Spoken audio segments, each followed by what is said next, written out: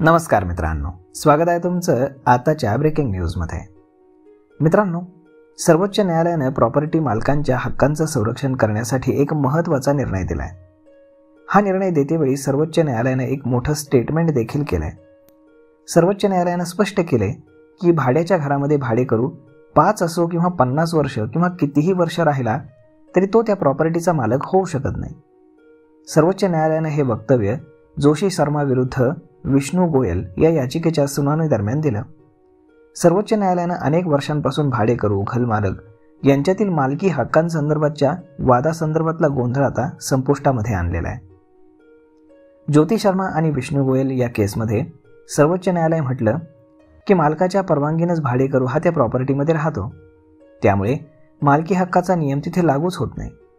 सर्वोच्च न्यायालयाचा हा निर्णय प्रॉपर्टी मालकांच्या दृष्टीनं एक मोठा विजय मानला जातोय। त्यामुळे हा निर्णय दीर्घकाळ भाडेतत्वावरती राहणाऱ्यांचे खोटे मालकीचे दावे करणारा आणि घर मालकांना कायद्याचं संरक्षण देणारा ठरणार आहे। या सर्व मोठ्या निर्णयानंतर संमिश्र स्वागत होत आहे। काही जण या निर्णयाचं स्वागत करतायत तर काही निर्णयांमुळे गरीब भाडेकरू आणि हाऊसिंग सोसायटी यांच्यावरती कसा परिणाम होणार याबाबत चिंता व्यक्त करतायत। ज्योती शर्मा आणि विष्णू गोयल यांची ही केस दिल्लीमधून सुरू झाली होती। ज्योती शर्मा यांनी त्यांचे भाडेकरू विष्णू गोयल यांना त्यांची प्रॉपर्टी खाली करण्यासाठी नोटीस दिली होती। विष्णू हे गेल्या 30 वर्षांपासून ज्योती शर्मा यांच्या प्रॉपर्टीत राहत होते। गोयल यांनी 1980 पासून सातत्याने या प्रॉपर्टीमध्ये राहत असल्याचं कारण दिलं। त्यानंतर आपण भाडं देणं थांबवलंय आणि त्यानंतर घर मालकानं कुठलीच कडक भूमिका घेतली नाही, त्यामुळे ते प्रॉपर्टीचे मालक झालेत असा दावा त्यांनी केला होता। त्यांनी हा दावा दाखल केला होता। त्यानंतर 1963च्या लिमिटेशन कायद्याअंतर्गत एखादी व्यक्ती जर एखाद्या प्रॉपर्टीमध्ये सातत्यानं 12 वर्ष राहत असेल किंवा त्यावरचा त्याचा ताबा असेल तर तो त्या प्रॉपर्टीचा मालकी हक्कासाठी दावा करू शकतो।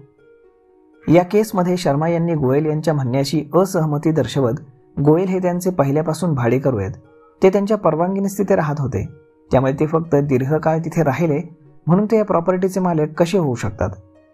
ही केस वेगवेगळ्या कोर्टातनं पुढे सर्वोच्च न्यायालयापर्यंत आली।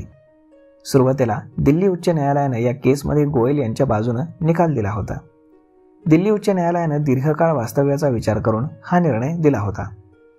मात्र सर्वोच्च न्यायालयाने हा निर्णय बदललाय। सर्वोच्च न्यायालयाचे जस्टिस जे.के. महेश्वरी आणि के. विनोदचंद्रन यांच्या बेंचने उच्च न्यायालयाचा निर्णय रद्द ठरवून ज्योती शर्मा यांच्या बाजूने निकाल दिलेला आहे। सर्वोच्च न्यायालयाने निर्णय देताना स्पष्ट सांगितलंय की भाडेतत्व हे परवानगीच्या आधारावरील एक कायदेशीर नातं आहे, ती काही शत्रुता नाही। जर घर मालकाच्या परवानगीने भाडेकरू राहत असेल तर त्यांचं हे वास्तव्य प्रतिकूलता ठरत नाही, त्यामुळे कितीही काळ राहिला तरी तुम्ही भाडेकरूचे मालक होऊ शकत नाही। न्यायालयाने याआधीच्या 1986च्या बलवंत सिंग विरुद्ध पंजाब सरकार आणि 2019च्या रवींद्र कुमार ग्रेवल विरुद्ध मंजित कौर या खटल्याचा देखील संदर्भ दिलेला आहे।